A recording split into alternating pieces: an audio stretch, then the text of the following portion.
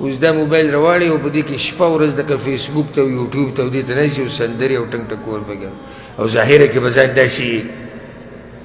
داسي تقوادار کی الله دې دغه تباکی ألم يعلم بأن الله يرى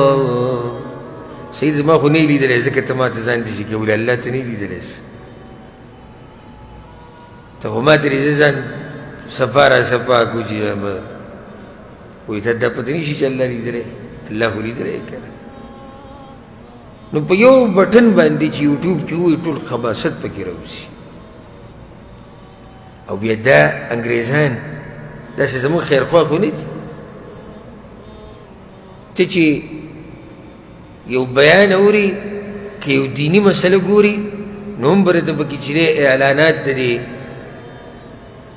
راځي پای کې به د جنکو تصویراني او هغو به لنډې تنګې جامې اچولي نو بیا د هغې دپاره ایمان پکار چې دی دغه تصویر لري کړي او دغه مسله لري کړي که نه ایمان یې کمزوری یو دا پکې مو وګورم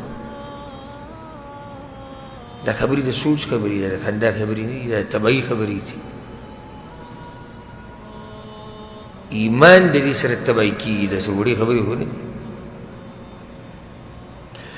نن تا وایي زه د جنۍ تصویر ګورم بس ښه نو سبا به بیا ته ویډیو وګورې بله ورځ به بیا نور څه بیا به نور څه بیا به نور څه بیا به نور څه بیا به د جنۍ سره جنکو سره رابطې شروع کړي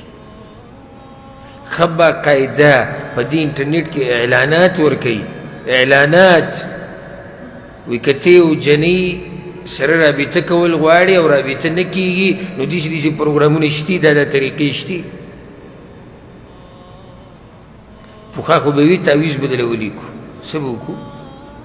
تعویض به دله ولیکو جنۍ به ستا طرف ته راشي اوس تعویضونه قصه اورېدلې دی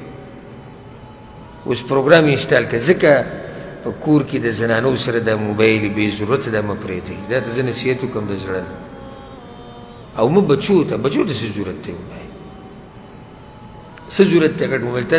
تا د 12 کالو هلک له زیرې موبایل ورکړی دی غټ موبایل او خوشحاله یاره وایي ماشاءالله ماشاءالله وایي بس وایي چې زه پکې د سکول سبق وایم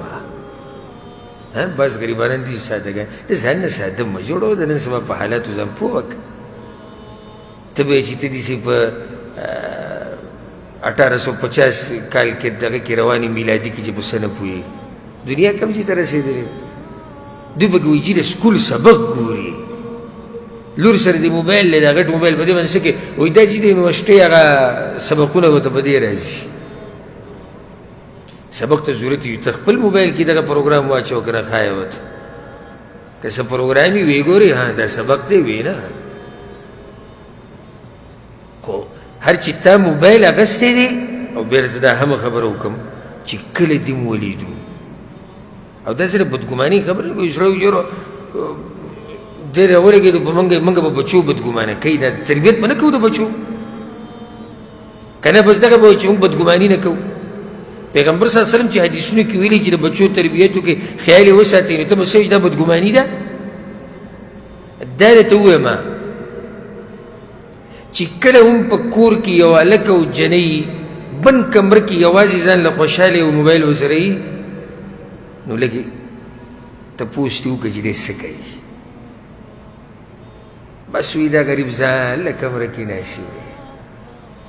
غریب ځان له ولې ناستي غریب ځان له څه کوي قرآن تلاوت کوي که درس اوري که د سکول کتابونه راغلي نه موبایل ورسره یو غریبي او موبایل وي بچې څه کوي کولی شي او دا خو داسې فتنه ده لکه زمونږ په دې علاقو کې بعض کومه چې غریزې علاقې دي اخري بجلي نوم پکې نشتی خو 4G نت پکې چلیږي نور بجلی سہولت پکې نشته خو نت پکې شتي ځکه چې هغو ته پته ده چې دې سره امت د مسلمانانو ښه ټیټ تباه کېدی شي نو دا فتنه لویه فتنه ده ډېر خیال کوئ سپینګیري په هغه مخته کړي وي نو ته به څه ووایې د هغه ځوان او د هغه پېغلې جنۍ په باره کې چې هغه نوې ځوان دی او نوې پیغله ده او هغې سره موبایل له هغه سره موبایل له دوی به ځان څه کنټرول کړي چې سپینګیری په هغه مخته کړی سپینګیری پکې فلمونه ګوري سپینګیری پکې سندرې ګوري